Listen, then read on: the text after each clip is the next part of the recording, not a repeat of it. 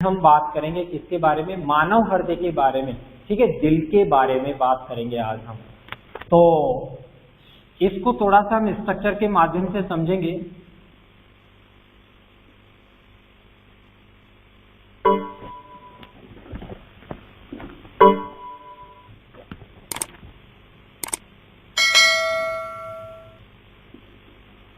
मानव हृदय को हम स्ट्रक्चर के माध्यम से समझेंगे, ठीक है। तो बिल्कुल बोर्ड की तरफ ध्यान दीजिएगा।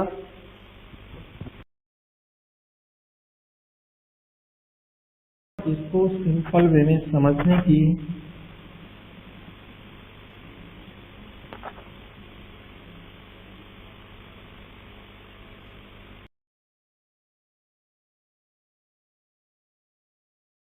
आपके पास चित्र बना हुआ होगा, उसमें देख लेना, ठीक है। ये सिंपल वे में समझाता हूं मैं आपको इसमें, ठीक है।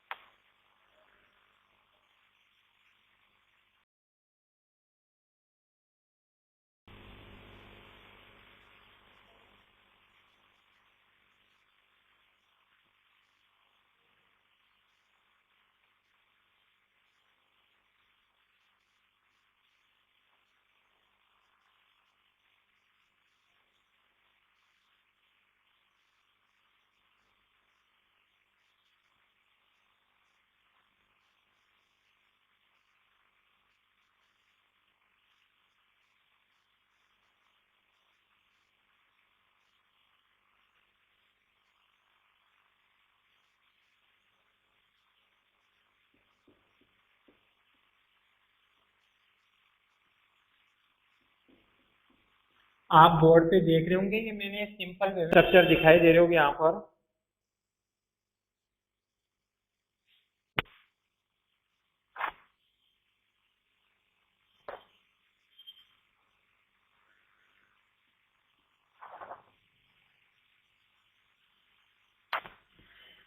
चलिए समझने की कोशिश करते हैं इसको। देखो, ये तो एक सिंपल वे में मैंने यहाँ पर स्ट्रक्चर बना दी, किसी के माध्यम से हम क्या करेंगे इसको समझेंगे, ठीक है।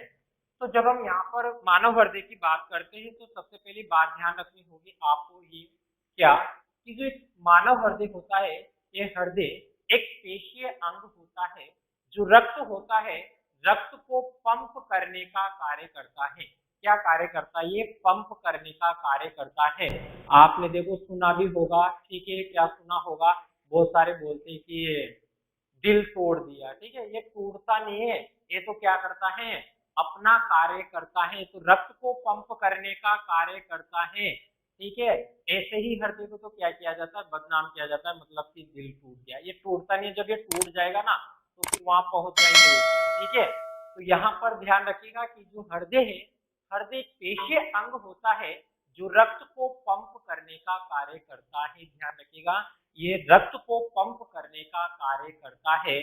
और ये जो हृदय होता है, ये हृदय अपनी जैसे मुट्ठी होती है, हम मुट्ठी को क्या करते हैं, क्लोज करते हैं इसको। ठीक है, तो मुट्ठी के समान होता है। ध्यान रखिएगा कि जो मानव हृदय होता है, मानव हृदय मुट्ठी के समान होता है। और ये जो मानव हृदय है, इस हृदय की संरचना में 4 कोष्ठ पाए जाते हैं। कितने कोष्ठ होते हैं, 4 कोष्ठ होते हैं। कल भी हमने बात की थी साहब, 4 कोष्ठ कौन कौन से होते हैं, तो ध्यान दीजिएगा।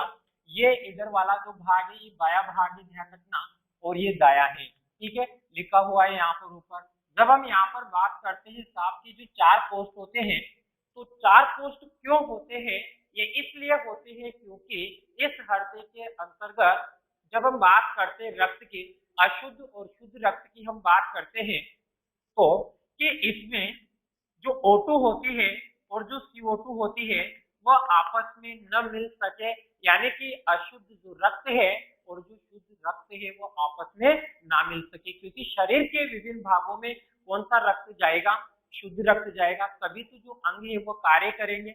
अशुद्ध जाएगा तो सही से कार्य नहीं करेंगे। ठीक है, इसलिए जो कोष्ठ बने हुए हैं, ये कोष्ठ इसलिए बने हुए ताकि जो रक्त है, रक्त का जो संचरण है वो सही प्रकार से हो सके, यानी कि इनमें जो शुद्ध रक्त है उनका प्रवाह हो सके। ठीक है, तो ध्यान दीजिएगा, सबसे पहली बात यहाँ पर क्या कि जो हृदय है, हृदय में कितने कोष्ठ पाए जाते हैं, 4 कोष्ठ पाए जाते हैं। ध्यान रखिएगा, 4 कोष्ठ कौन कौन से होते हैं, तो 2 आलिंद होते हैं, 2 क्या होते हैं, आलिंद होते हैं, और 2 क्या होते हैं, नीलय होते हैं। देखो, 2 आलिंद और 2 नीलय होते हैं, जिनको किस प्रकार से विभक्त किया गया है कि जो दाया भाग होता है तो ऊपर की ओर आलिंद होता है, जिसको क्या कहा जाता है, दाया आलिंद कहा जाता है। मैं शॉर्ट में लिख रहा हूँ यहाँ पर, समझ जाएगा। ठीक है, तो ऊपरी ओर क्या होता है, आलिंद होता है। दाएं और उपस्थिति जो कोष्ठ, इसको हम क्या बोल रहे हैं, दाया आलिंद। और बाएं भाग की और ऊपरी भाग में क्या होगा, आलिंद होगा, जिसको हम क्या कहेंगे, बाया आलिंद कहेंगे। ध्यान रखिएगा। फिर दाएं जो आलिंद है, इसके नीचे वाला जो कोष्ठ है, ये दाया नीलय होगा। बोलिए क्या होगा, ये दाया नीलय होगा। ध्यान रखिएगा। और जो बाया आलिंद है, यानी बाया भाग की और ऊपर आलिंद है, और नीचे वाला जो कोष्ठ होगा वो कौन, उसका नाम क्या होगा, बाया नीलय होगा। ठीक है, इस प्रकार से यहाँ पर साफ कितने कोष्ठ हो गए, 4 कोष्ठ हो चुके हैं। ठीक है, तो जो 4 कोष्ठ है, तो इसमें आपको बात समझ में आ रही होगी, 2 आलिंद, 2 नीलय, आलिंद ऊपर की ओर है दोनों। ठीक है, बाया आलिंद और दाया आलिंद। नीलय भी कितने हैं, 2 हैं। ध्यान रखिएगा, बाया नीलय और दाया नीलय, जिसको क्या किया जा रहा है, बोला जा रहा है। ठीक है, अब ध्यान रखिएगा, यहाँ पर देखो, जो रक्त होता है वह शुद्ध और अशुद्ध होगा, शुद्ध और अशुद्ध। अब यहाँ पर एक बात को समझेगा, शुद्ध कौन सा होगा साहब, जिसमें क्या उपस्थित होगी, ऑक्सीजन। अशुद्ध कौन सा होगा, जिसमें क्या मिली हुई होती है, CO2 मिली हुई होती है। ठीक है, तो यहाँ पर ध्यान दीजिएगा कि जो रक्त होता है, जो शुद्ध रक्त होता है, वो शुद्ध रक्त, पहले इधर समझेगा, यहाँ पर ये नली आपको दिखाई दे रहा है, जिसको क्या बोला जा रहा है, फुफ्फुस शिरा बोला जा रहा है। क्या बोला जा रहा है, फुफ्फुस शिरा बोला जा रहा है। क्यों बोला जा रहा है, क्योंकि फुफ्फुस का मतलब क्या होगा, लंग्स, यानी कि फेफड़े। ये जो नलिका है, ये किससे जुड़ी हुई होती है, फेफड़ों से जुड़ी हुई है। ठीक है, तो जो शुद्ध रक्त होता है, तो वह शुद्ध रक्त सबसे पहले कहां पर आएगा, बाया आलिंद में आएगा। बोलिए, सबसे पहले कहां पर आएगा, बाया आलिंद में आएगा। तो जो बाया आलिंद में जो रक्त होगा वो शुद्ध रक्त पहुंचेगा, और जैसे बाया आलिंद में पहुंचता है, तो ये जो बाया आलिंद होता है, जब ये क्या हो जाता है, पूर्ण भर जाता है, यानी कि पूरा भर जाता है। और जैसे ये पूरा भर जाता है तो ये जो वाल्व होता है, ये वाल्व जैसे हमने प्रदर्शित कर रखा है साहब यहाँ पर इस प्रकार से, ठीक है, ये ऐसा हो रहा है, इस प्रकार से प्रदर्शित कर रखा है। तो ये क्या हो जाता है, खुल जाता है, यानी कि इसके पूर्ण भरने पर। और जब ये खुल जाता है तो बायां आलिंद में उपस्थित जो रक्त होगा वो कहां पर पहुंचेगा, बायां नीलय में पहुंचेगा। बोलो कहां पर पहुंचेगा, बायां नीलय में पहुंचेगा। और पहुंचने के बाद बायां नीलय से क्या होगा, रक्त को पंप करेगा। और जब बायां नीलय रक्त को पंप करेगा, यहां से पंप होगा तो ये कहां पर जाएगा, ऊपर की ओर दिखाई दे रहा होगा आपको चिन्ह, यानी ये कहां पर पहुंच जाएगा, महाधमनी में पहुंच जाएगा। बोले कहां पर पहुंच जाएगा, महाधमनी में पहुंच जाएगा। और महाधमनी से ये शरीर के विभिन्न भागों में पहुंच जाता है। बोले कहां पहुंच जाता है, शरीर के विभिन्न भागों में पहुंच जाता है। और जब ये शरीर के विभिन्न भागों में पहुंच जाता है तो वहां पर पहुंचने के बाद वहां से यानी इसमें क्या मिली हुई है, ऑक्सीजन मिली हुई है, ठीक है। फिर शरीर के विभिन्न भागों से जो रक्त होता है वह रक्त महाशिरा के द्वारा कहां पर आ जाता है, महाशिरा के द्वारा कहां पर आ जाता है, दायां आलिंद में आ जाता है। और जब दायां आलिंद में आ जाता है तो दायां जो आलिंद होता है जब ये पूरा भर जाता है तो पूरा भरने के पश्चात आपको वाल्व दिखाई दे रहा होगा, यहाँ पर ये जो वाल्व लगा हुआ है, ठीक है, इसका चिन्ह इस प्रकार से अपन ने प्रदर्शित कर रखा है, ठीक है। तो ये क्या होगा, खुल जाएगा। और जब ये खुलेगा तो कहने का मतलब दायां आलिंद में उपस्थित जो रक्त होगा वह किस में आएगा, दायां नीलय में आएगा। और जब दायां नीलय में आएगा तो ये जो रक्त ये अशुद्ध है, ठीक है। तो यहाँ से दायां नीलय से ये जो रक्त होगा, ये रक्त कहां पर ये जो नलिका है, ठीक है, इसके माध्यम से ये कहां पर, ये जो वाल्व लगा हुआ है, ये वाल्व क्या होगा, ओपन होगा, ये खुलेगा। और जब यहाँ से रक्त को पंप होगा तो फिर ये कहां पर पहुंच जाएगा, फेफड़ों में पहुंच जाएगा। और जब फेफड़ों में पहुंच जाएगा तो वापिस इसका क्या होगा साहब, शुद्धिकरण होगा। और जब इसका शुद्धिकरण होगा तो वापिस से फिर ये कहां पर आ जाएंगे, इधर फुफ्फुस शिराओं में आ जाएंगे, ठीक है।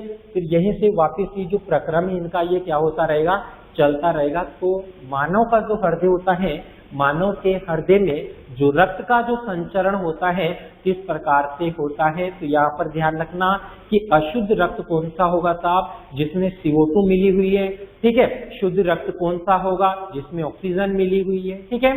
तो यहाँ पर ये जो इस नलिका के माध्यम से यहाँ पर पहुंच रहा है ये जो रक्त फेफड़ों में, तो वहां से क्या करता है, वो CO2 को प्राप्त करता है, ठीक है। रक्त के साथ क्या मिल जाती है, CO2 मिल जाती है, तब उसका शुद्धिकरण हो गया, ठीक है। तो इस प्रकार से जो मानव हृदय है, इस मानव हृदय में रक्त का क्या होता है, संचरण होता है। बोलो बात समझ में आई है क्या ये। अब देखो ये तो हमने यहाँ पर इसकी बात कर ली, अब हम इसकी बात करेंगे आगे इसकी क्रियाविधि की, ठीक है। तो यहाँ तक की ये जो प्रोसेस थी, अब इसकी हम क्रियाविधि की बात करते हैं। क्रियाविधि में हम यहाँ पर समझेंगे क्या कि जो मानव का जो ये हृदय है, ये हृदय रक्त को किस प्रकार से पंप करता है, ठीक है। तो ध्यान रखिएगा भाई, एग्जाम में पूछा जाता है प्रश्न, 2013 में भी पूछा गया है, ठीक है। तो इम्पोर्टेंट है, ध्यान रखिएगा, हृदय की कहानी ध्यान रखिएगा। चलिए हम समझते इसकी क्रियाविधि को, हमने समझा यहाँ पर यही इसके क्रियाविधि को हम यहाँ पर इसी के माध्यम से समझ सकते। ये क्रिया है क्या है कि जो रक्त का जो संचरण हो रहा है, तो ध्यान रखना कि जो मानव का जो हृदय होता है, ये हृदय एक बंद प्रकार का होता है। किस प्रकार का होता है, बंद प्रकार का होता है। क्यों होता है, क्योंकि इसमें जो बंद होने के कारण, बंद किस प्रकार से बोला जा रहा है, क्योंकि इसमें नलिका है। रक्त का जो प्रवाह होगा वो किन में होता है साहब, नलिकाओं में होता है, ठीक है। आपने देखा होगा अपनी बॉडी के अंदर और भी नसें होती है, ठीक है, उनमें क्या होता है, रक्त का प्रवाह होता है, ठीक है। आप देखना कोई भी जो जीव होता है, ठीक है, जिनमें खुले प्रकार का क्या पाया जाता है, परिसंचरण तंत्र पाया जाता है, कह सकते हैं हम, ठीक है। तो खुले प्रकार का परिसंचरण तंत्र क्यों बोला जा रहा है कि उसमें जो रक्त का प्रवाह होता है उनमें नलिकाएं नहीं होती है, ठीक है। तो कोई भी जो जीव होता है, छोटे जीव को आप देखना, उसको मार के देखना आप, ठीक है। तो क्या होगा, उनका जो रक्त होगा ना वही फैल जाएगा, वो जो रक्त होगा ना क्या होगा, वही फैल जाएगा, ठीक है। और जिनमें बंद परिसंचरण तंत्र पाया जाता है तो देखना आप कि वो जो जीव होते हैं उनमें उपस्थित जो रक्त होता है उसके जब किसी भाग को क्या किया जाता है साफ काटा जाता है तो जो रक्त होता है ना एक फुहारे के साथ क्या होता है वो बाहर निकलता है, एक फुहारे के साथ क्या होता है वो बाहर निकलता है। ठीक है, तो ध्यान रखिएगा कि मानव का जो रक्त परिसंचरण तंत्र होता है वो बंद प्रकार का होता है और दोहरा परिसंचरण तंत्र कहलाता है। क्यों कहलाता है? क्योंकि जो रक्त का जो संचरण होता है वह कितनी बार होता है साहब? 2 बार होता है। ठीक है, तो ध्यान रखिएगा यहाँ पर। चलिए तो हम समझते हैं थोड़ा सा यहाँ पर इस बात को कि हृदय की क्रिया विधि या मनुष्य में दोहरा परिसंचरण तंत्र को हम समझते हैं। ठीक है, चलिए तो इसमें हम समझेंगे सबसे पहले कि मानव में रुधिर प्रत्येक चक्र में हृदय से 2 बार गुजरता है। हृदय से कितनी बार गुजरता है? 2 बार गुजरता है। ध्यान रखिएगा कि रुधिर शरीर में एक बार पहुंचने के लिए मानव हृदय से 2 बार गुजरता है। इसी कारण इसको क्या कहा जाता है? दोहरा परिसंचरण तंत्र कहा जाता है। ध्यान रखिएगा। ठीक है, इसमें क्या होता है कि इसके अंतर्गत वे ऑक्सीजनित रुधिर है ये शरीर के विभिन्न भागों से कौन सा, बोर्ड की तरफ एक एक लाइन को समझती जाएगा, कोशिश करूंगा मैं आपको समझाने की। यहाँ पर साफ बात की जा रही है कि इसकी वे ऑक्सीजनित, देखो वे ऑक्सीजनित रुधिर की जब बात की जाती है तो समझ जाएगा। अशुद्ध भी हम बोल सकते हैं, अर्थात इसको हम बोल सकते हैं जिसमें क्या मिली हुई है? CO2 मिली हुई है। ठीक है, तो वे ऑक्सीजनित जो रुधिर होगा वो कैसा होगा? अशुद्ध होगा। ठीक है, तो बात समझ पा रहे होंगे आप मेरी कि वे ऑक्सीजनित रुधिर शरीर के विभिन्न भागों से शिराओं द्वारा इकट्ठा होता है। बोलो किसके द्वारा इकट्ठा किया जाता है? ये शिराओं के द्वारा। हमने बात की थी धमनी और शिराओं के बारे में, हमने बात की थी। ठीक है, धमनी और शिराओं के बारे में हमने क्या बात की थी कि जो धमनी है, धमनी में शुद्ध रक्त का प्रवाह होता है, अर्थात ऑक्सीजनित रक्त का क्या होता है? प्रवाह होता है। ठीक है, और धमनी में, और जो शिराएं हैं, शिराओं में भी ऑक्सीजनित युक्त जो रुधिर है अर्थात CO2 युक्त रुधिर का क्या होता है?